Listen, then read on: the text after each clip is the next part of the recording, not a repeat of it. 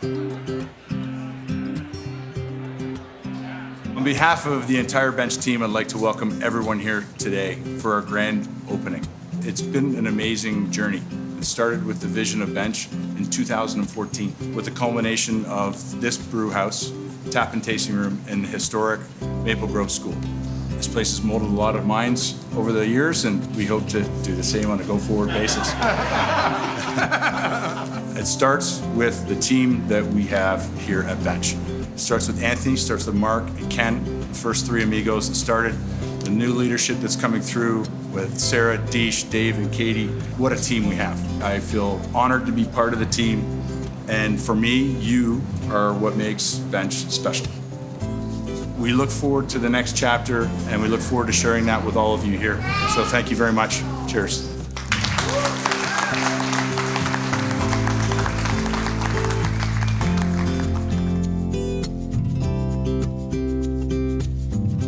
When we first started, our vision was brewing premium, great quality beer using old world brewing techniques, Belgian style predominantly, while embracing the local environment of the 20 Valley. We always wanted to be a farmhouse brewery. We wanted to be rural. We wanted to be close to the inputs that we want to use in our beer. Going out west was a lot of fun for us, both as a team to bond and to really talk about our vision and have it all come together, and then meet some of our partners that we're now partnering with as we brew our beer. Our first major milestone was getting our beer in the LCBO. It was a Balls Falls Session IPA, and just walking into that first LCBO I'll never forget, and seeing our can on shelf, Bench Brewing Company there, so people were willing to pay money for our beer. It was exhilarating. The community has embraced us wholeheartedly. It's actually been very overwhelming. They've just been so supportive from the moment we came into the area. And this is a community of artisans, winemakers, beautiful restaurants. Being part of the community has just been really one of the most important parts of us as a brewery. When I first started, I really had absolutely no idea what to expect. Today me, talking to then me, would say there's a lot of twists and turns, a lot of forks in the road. You'll deal with adversity, but as long as you just keep the vision and keep focused on the end goal, then you'll get through it. I think that people had in their mind that we were going to come in and change the windows and make a few minor alterations. Well, if you take a look inside, you'll see we did a lot more than that.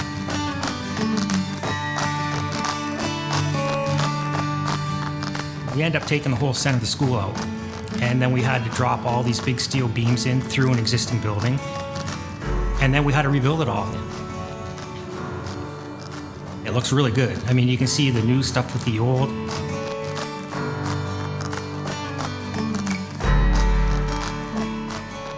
I think our biggest challenges in the brewery were just getting all the process piping and equipment in place. Everything has to be measured and calculated, has to be coordinated with all the other trades. We left the windows out of the funk house, for instance, so that they could hoist a lot of the stuff through the windows. Otherwise, it'd have to come through doors.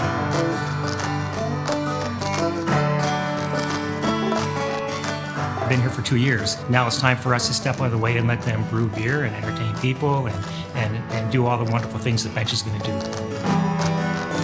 It was 2 years to get here, to put everything in place. We've been brewing for our first summer now. Our noses to the grindstone, every day turning out the beer, producing. But these are beers that you couldn't make anywhere else. This is the microflora from us, the oak and wine barrels and fruit that comes from our neighbors. So very much a beer that expresses where it's made.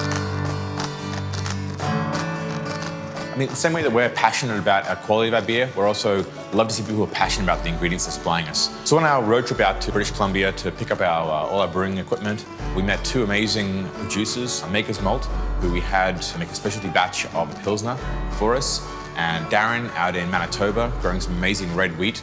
That really resonates with us, and that's something we feel can be shown and tasted in our beers. We've been slowly filling up our barrel cellar with 200 oak barrels from our neighboring wineries and the 14 fooders. So this spring and summer, we'll start harvesting from those and creating blends and one-off releases and beer on fruits and various treatments. So we have some very exciting things coming up in summer 2019. I personally have been here since we broke ground, and it's been really emotional actually seeing it come to fruition, from seeing the school to seeing the building built to seeing our beers now being produced on site. It's a really big accomplishment, actually. Now that construction's finished, production's only going to go up. The funk side is where we want to focus our attention, and when the marketplace is ready for that style of beer, we want to be known as the leader in the sour market, not only in Ontario, but across the world. On the clean side, we produce much of our community range beers, so beers that are approachable and sessionable. It's also where we keep most of our ingredients as well. This is where the brew house is. When we do funk side beers, we actually brew here and we send all the wort over to that side and we make a funky over there. Now that the brewery is up and running, we figured out the quirks of the brew house and the brewery. We're gonna get into some of those IPAs, pale ales, some lighter beers. We're looking into and researching beers that we think the community are going to love and that we're gonna be proud of at the end of the day. Over the last couple of years, we went from a can of beer on the shelf of an LCBO to actually becoming a living and breathing brand and a team. One of the most exciting things is this culture we've built of people with like-minded ideas and a passion for the beer and the stories we want to tell. And it's really grown into be something that's much bigger than any individual or any specific beer.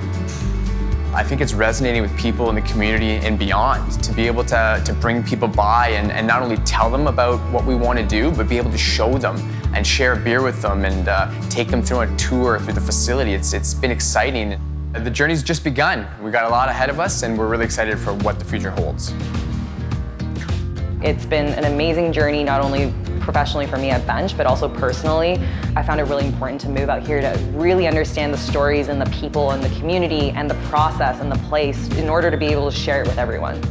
Now we're on our 13th video to close out this beautiful chapter of our construction journey. We released one, it got really great reception and feedback, and then it just kind of kept going. It was really a great way for us to connect with our community, not just locally, but also across Canada.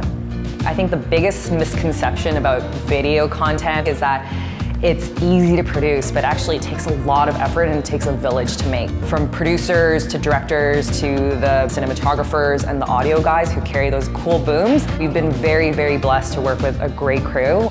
It's sad to close out on this chapter of construction, but we're also really excited to see what the future holds, and we're looking forward to sharing more content with everyone. One of my favorite moments in this whole journey has been watching people take that first sip of our beer in the tap and tasting room. Their reactions to that let us know whether we're doing the right thing. And we've designed this place so you can come hang out. It's not just about our beer, it's about your experience. People can come out and eat, drink, and it's not just a place where you come buy beer and leave.